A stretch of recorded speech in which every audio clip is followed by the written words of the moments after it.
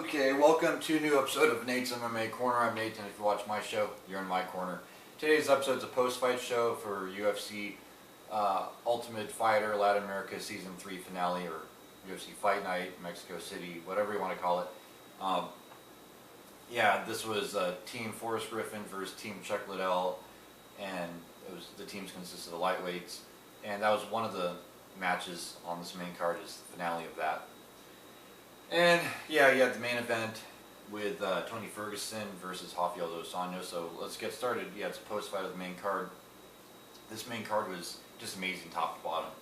So the main event was Tony Ferguson, Season 13 winner of the Ultimate Fighter in the welterweight division, who dropped down to lightweight and has had a career for himself for sure in the UFC as a lightweight, going up against former UFC lightweight champion Rafael dos Anjos, and a lot of people picked dos Anjos to win this fight, and this was kind of close on the Vegas betting odds, but Tony Ferguson was only a slight underdog. I picked Tony Ferguson on my pre-fight show.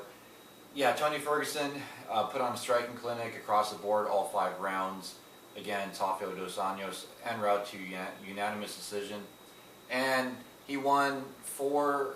In my opinion, he won round 2, 3, 4, and 5, because if you look at the stats on Fight Metric, he outlanded dos Anjos in 4 of those last 4 rounds.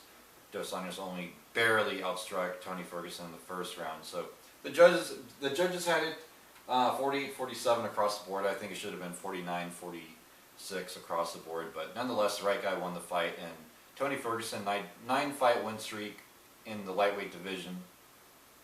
Only 1 loss in the UFC, 12-1 overall record. So I think he's well deserving of a UFC title shot at this point. Who can argue? Then in the co-main event, also in the lightweight division, we had Tony Ferguson, Diego Sanchez versus Marcin Held. Marcin Held coming off Bellator, going into the UFC as a prospect to look out for, especially with his heel hooks and other submissions and leg locks. Diego Sanchez, Season 1 winner of the Ultimate Fighter, and he is lightweight winner, or middleweight winner, but dropped down to lightweight, and been fighting at lightweight for a while now. And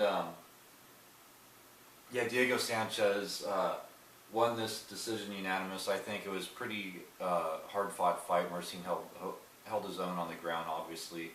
Diego Sanchez was able to deal with that, though, and get dominant positions en route to unanimous decision victory. So, yeah, he's definitely back in the win column after suffering that big loss at UFC 200 against Joe Lozon, I believe it was. And then in a catchweight bout, we had Ricardo Lamas versus Charles Oliveira. Charles Oliveira couldn't make weight, so this was a good fight for Ricardo Lamas. And he was able to use wrestling and his black belt in jiu-jitsu to out-grapple Charles Oliveira, who's also good at grappling. But I think the wrestling, like a lot of experts said, the wrestling is what got Ricardo Lamas to win this fight. And then his black belt just sort of did the rest with Charles Oliveira.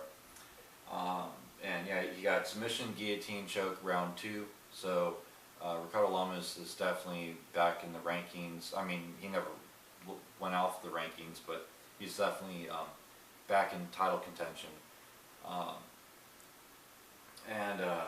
Then also on the main card, another lightweight fight we had was Martin Bravo versus Claudio Puelles.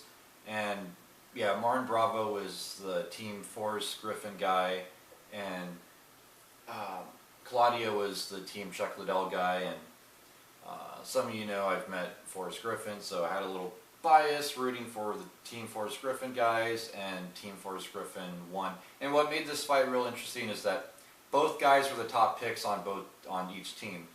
So I think this was like the first time it ever happened in Ultimate Fighter history where the top picks actually lived up to the hype and then pretty much delivered for the most part.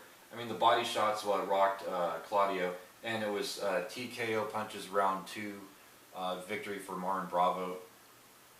Yeah, Martin Bravo just really worked those body shots real good, and he worked body head shots.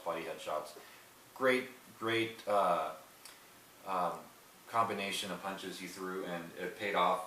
So Marin Bravo is your new Ultimate Fighter winner from Latin America seasons. Yeah, the one and only Ultimate Fighter winner on season 3, Latin America. Then also in the lightweight division, we had Beneil Dariush versus Rashid Magomedov. Now this one, again, I went back and forth on my predictions, but Beneil I picked ultimately because just his experience and his killer instinct, and I think it paid off. And yeah, he won 30-27 on 2 of the judges and 29-28 on the 3rd judge.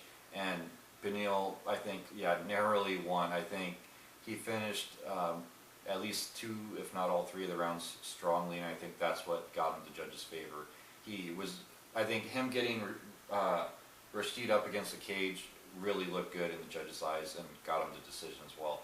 So yeah, Beneil Dariush is definitely hanging in there in the top 10 in the lightweight division, and yeah, so he won unanimous decision. Then to kick off the main card in the women's strawweight division, we had Alexa Grasso versus Heather Jo Clark. Yeah, this one was a no-brainer for me. I love Heather Jo Clark. You know, she's a sweetheart. Met her and everything. However, I knew Alexa Grasso. I've seen her fight, and she was just a killer in Invicta FC. When she went to the UFC, when they announced it, I knew that this girl will make a splash, and she lived up to the hype. I mean, she won decision unanimous, 30-27 on 2 of the judges and 29-28 on the 3rd judge. And Alexa Grasso beat a veteran in Heather Jo Clark and made it look fairly easy. I mean, Heather Jo Clark was able to hold her own in some key points and counter-strike once in a while, but overall, I mean, it was just all Alexa Grasso across the board. So there you have it. There's my post-fight show for Ultimate Fighter Season 3 Latin America finale, Dos Anjos versus Ferguson.